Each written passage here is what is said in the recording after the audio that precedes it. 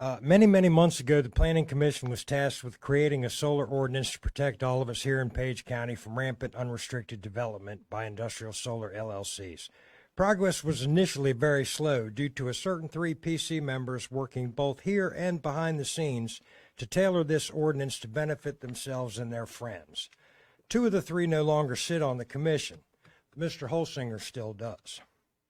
I refer you to an email from February 25th, 2020, from Amy Housden representing Mr. Janney's law firm. In its entirety, it states, to Jonathan Comer, James Holsinger Jr., and Bernie Miller. Gentlemen, attached is a copy of my correspondence making suggestions as to setbacks and maximum areas for solar displays. I have filed this letter with the Commission this date, but in light of your individual interests and being on the subcommittee, I am forwarding this to you all ahead of time since I perceive that you have more expertise on this matter. You might want to simply leave this copy at home and you will have one at the meeting. I look forward to seeing you, Robert. So this email was obtained by FOIA, being returned by only 1 of the 3 that it was sent to.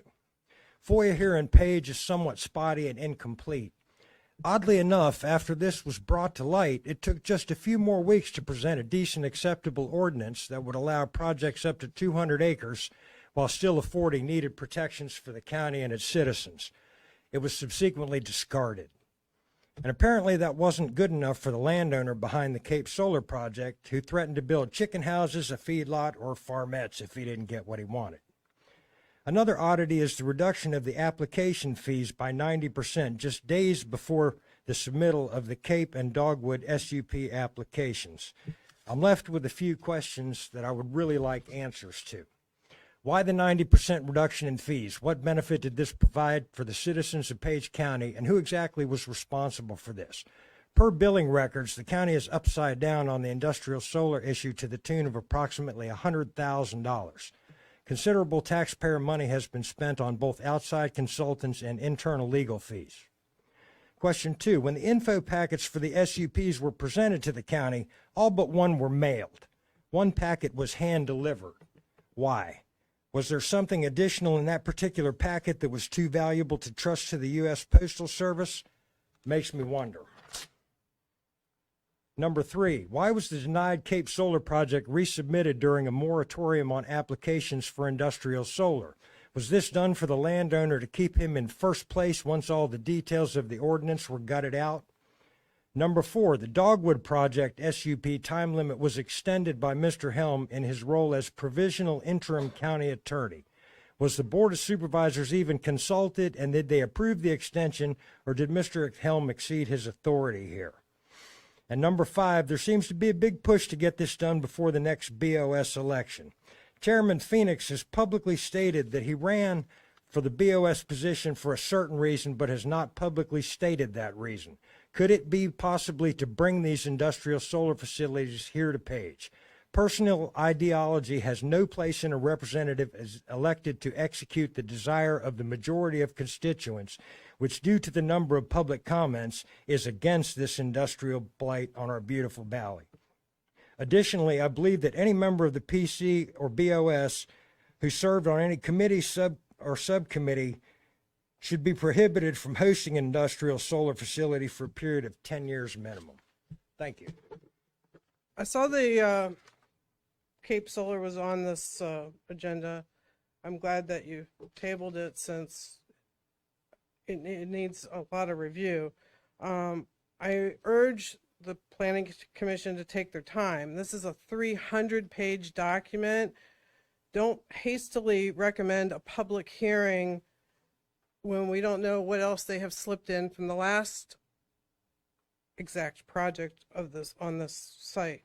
It would be very disappointing to learn that once again some underhanded dealings have been going on between some PC members who are friends with the applicant and or their paid attorney. And I have the same question. Why is this same awful project that was denied 2 years ago even on any agenda here? There's a moratorium in place. No applications should have been accepted. The moratorium was supposed to be in place until a solar ordinance was approved and after the fees were reinstatement. Neither of these happened. Why is Urban Grid allowed once again to get special treatment from this county? The Board of Supervisors already approved one project with very bad conditions, and apparently nobody caught it and did the paperwork correctly. It was advertised over and over for over a year for 76 acres, and now it's 146 acres. The panels were advertised in the paper as 7 feet tall, shorter than corn, and now they're 20 feet tall. Urban Grid is only here to take advantage of a small, rural, mostly uneducated county with incompetent legal advice and very few resources. And again, the county has spent over $100,000 on legal advice on just those 2 applications. They spent $15,000 with Berkeley Group to write the ordinance, and then they paid Mr. Helm another $8,000 to rewrite, which he claims he rewrote, but he just turned in Urban Grid's version of an ordinance. I did a lot of research on Urban Grid the last time they were here playing their shell game with this county. We offer this. Oh no, we're going to offer this. Oh no, now we'll offer this. No, it's this size. No, it's that size. No, it's a different size.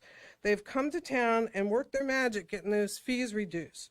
Lots and lots of meetings with certain planning commissioners and certain board of supervisors. None of it's recorded. Nobody took any record. Nobody has any documentation, but they show up on the legal bills, some of them. Why are they having all these secret meetings if it's such a great project and everybody's supposed to be transparent and above board on this?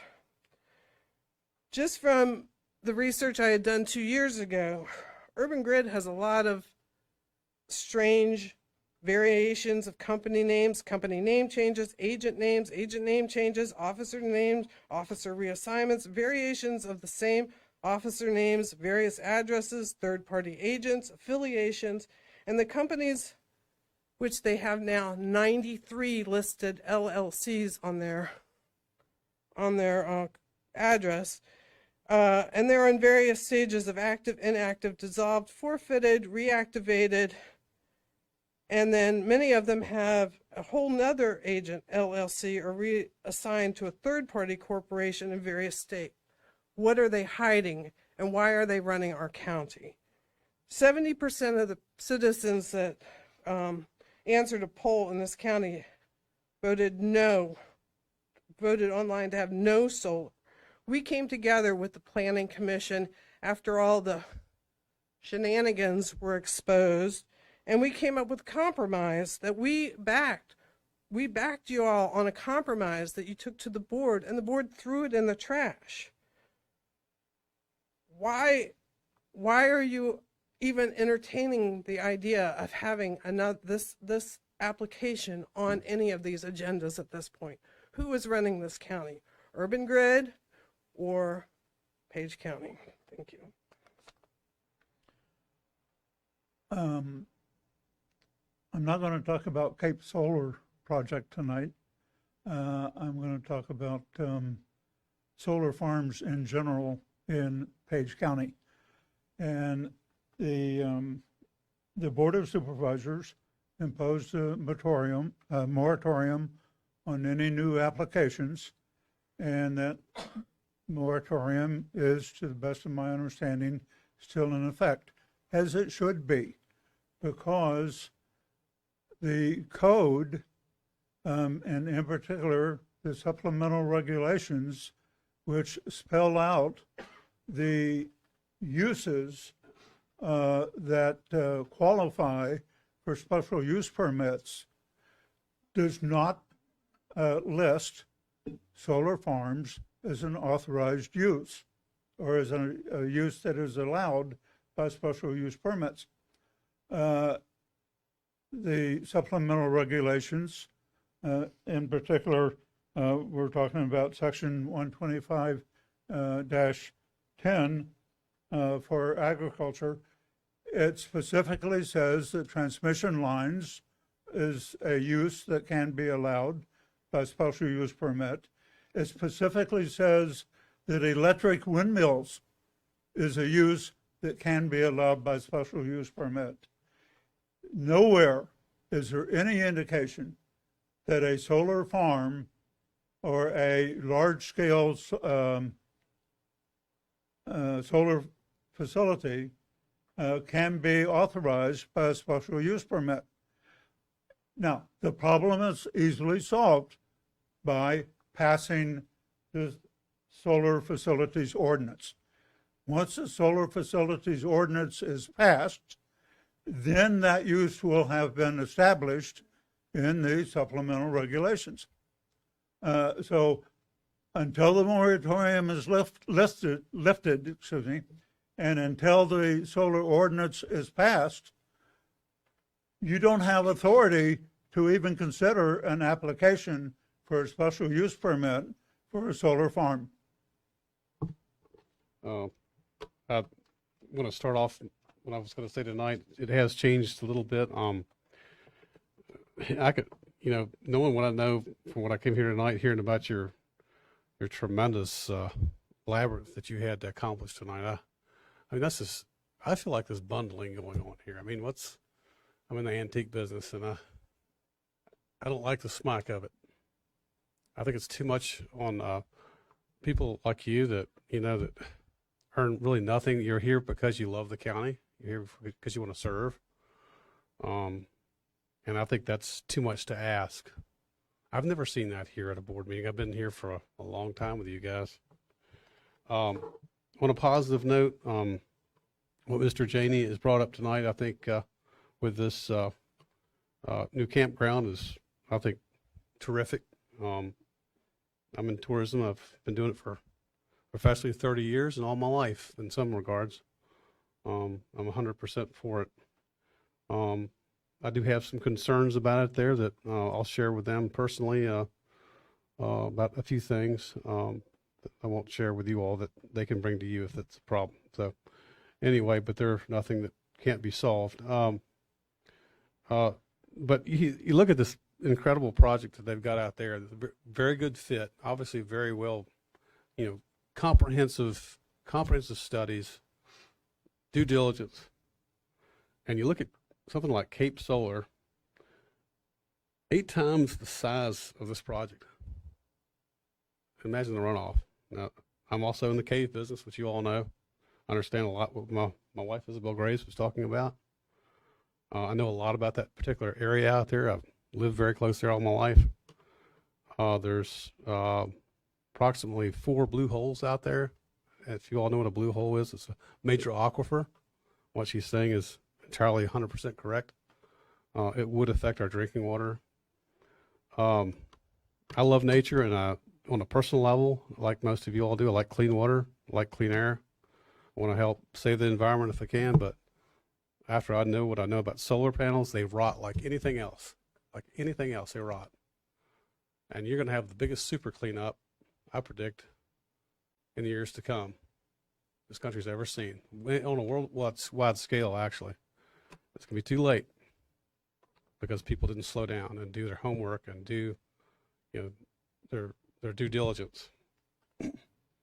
The second part that I want to speak to tonight is what's happened with the comp plan and this whole discussion. It's the whole thing with the moratorium is just a blatant dereliction of duty. It makes me so mad because, it's different than a law. I understand that. What you all decree is, it's kind of like it's more of a code type of situation. If I go out here and I go 75 miles an hour in a 55, I'm going to be pulled over and I'm going to be fined. So I agree with Mr. Humphrey. You all really don't have the right to do it. There's a moratorium that has to be scrapped if that's the case, and what was the intent to do that? The intent was to go forward with something that wasn't a good plan, and you all had a great plan moving forward, and we all worked together. This has been not an easy thing for those that agree or disagree on the subject, but we made compromise. And that's what America's all about to me. And we've got to compromise in some way, perhaps, but not to compromise the county and the future of the county and what we're here for and what we're all about. And our identity is at stake, as I've said many times with this particular project, in my opinion, because it sets precedent and also it sets an immediate problem. Now, you know, why do we let outside companies dictate what we have already discussed over years? This has been going for years now. We all feel like this is, in particular, is a very poor project. You all must honor this moratorium, and you should tell the Board of Supervisors to do as well. We have an active moratorium, and what on earth are they thinking? It's disgusting. It's just absolutely, I can't believe it's dysfunctional, and it's compromising. We're better than this. Hi, good evening. I married a local guy whose family comes from way, way back, one of the first families who settled in the Shenandoah Valley. Through the love for this country, this region, and the pride that my husband has always shown, I have truly learned to love Page County. It's my home. I've been here for 42 years. So the preservation of the heritage, the culture of all of you, it's me now. I gave up my Latin roots to try to be one of you. And I'm grateful for all your welcoming. I have always felt this is home, and my admiration goes to you, but also to my home. My fear is that once we open these industrial solar farms, how can we stop the next ones from coming? These people want to be on the money wagon, making money. They approach all kind of landowners throughout the whole nation to build and build and build solar farms. My fear is that, like for example, people who bought solar panels 10 years ago, those panels are obsolete nowadays. So they're constantly, continuously, science is innovating the advantage of solar energy. So if we allowed big industrial solar companies to make an effect, I see it as a big damage to our community, our landscapes, what makes us proud. I'm in the tourism business as well. And I love to hear all of our customers' comments, and I ask them, why do you come here? What appeals to you? The beautiful mountains, who you are. Everybody tells me it reminds me of some other place, another beautiful country. We are creating wonderful memories for the people to come here. So my job, I feel, is to help protect it because it's a wonderful piece of heaven where we live. Now, the solar industry, they're creating smaller cells, more compact, more powerful batteries to store the energy that comes from the sun. I'm not an engineer. I'm not a scientist. But I can only tell you that in 10 years from now, today's solar panels might be obsolete, has ruined our land, our heritage. So I'm just asking you to be very careful. Let's do all the research possible, because we don't want to end up with ruined land, obsolete panels, and all this fight, time, and energy that we're all putting into going against them. So my plea to you is let's be careful, think with a vision, and if anything looks a little bit too risky, let's not give up Page County for the benefit of a couple of industrial solar farms. Thank you.